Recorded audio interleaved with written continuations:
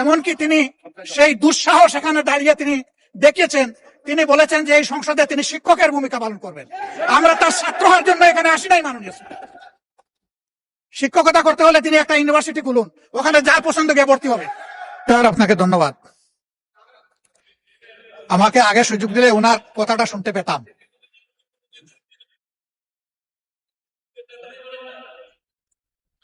বক্তব্য কি আপনি দিবেন না আমি দেব? মাননীয় স্পিকার, এটা অশুভ, এটা অশুভ। আমার বক্তব্যের সময় যদি এইভাবে কমেন্টস করা হয় তাহলে আমার এখানে দাঁড়ানোর প্রয়োজন নেই। বলেন মাননীয় বিরোধী দল নেতা, বলুন আপনার বক্তব্য বলুন। আপনি মাননীয় স্পিকার, আমি সম্মানিত সংসদ সদস্য এবং স্বরাষ্ট্রমন্ত্রীর প্রতি সম্মান রেখে বলতে চাই, আজকে নতুন করে তিনি এই শব্দগুলো উচ্চারণ করেন নাই।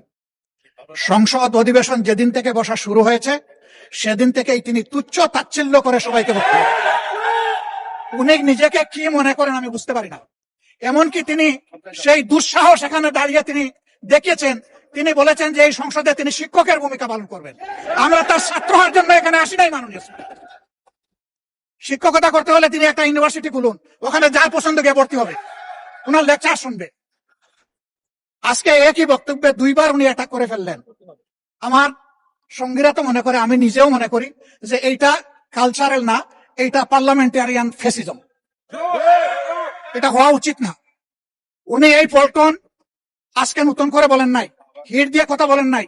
আজকে আমি সুস্পষ্টভাবে দায়িত্ব নিয়ে বলছি, এই পার্লামেন্টের সৌন্দর্য বিধানের জন্য উনাকে দুঃখ প্রকাশ করতে হবে এবং উনার বক্তব্য সংসদের এই কার্যপ্রণালী থেকে এক্সপান্স করতে হবে। যদি এইটুকু করে আমরা বসবো, না হইলে এখানে বসা অপমান নিয়ে আমাদের এখানে বসার কোনো প্রশ্নই উঠে না। আপনাকে ধন্যবাদ।